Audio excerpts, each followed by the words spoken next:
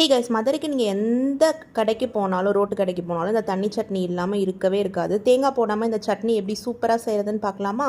First வந்து கொஞ்சோண்டு எண்ணெய் விட்டுக்கோங்க. தேங்காய் எண்ணெய் விட்டிங்கன்னா இன்னும் நல்லது. நான் நல்லெண்ணெய் தான் விடுறேன். ஒரு 6-7 பல் பூண்டு. நான் கொஞ்சம் காரம் கம்மியாக சாப்பிட்றதுனால ஒரே ஒரு பச்சை மிளகா போட்டிருக்கேன். 2 பெரிய வெங்காயம் தான் போடணும்.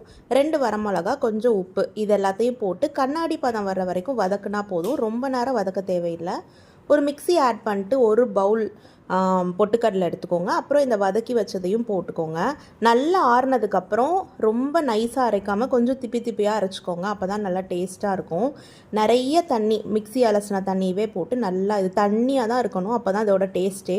உப்பும் காரமும் கொஞ்சம் தூக்கலாக இருக்கணும். அப்போ தான் இந்த டேஸ்ட் வந்து ரொம்பவே சூப்பராக இருக்கும். தாளிப்புக்கு வந்து கடுகு, உளுந்த பருப்பு, வரமிளகா, ஜீரகம் போட்டு தாளித்து கொட்டிக்கோங்க. கண்டிப்பாக ட்ரை பண்ணி பாருங்கள். சூப்பர் டேஸ்ட்டாக இருக்கும். இட்லி, தோசை எல்லாத்துக்குமே ரோட்டு கடை டேஸ்ட் வரும்.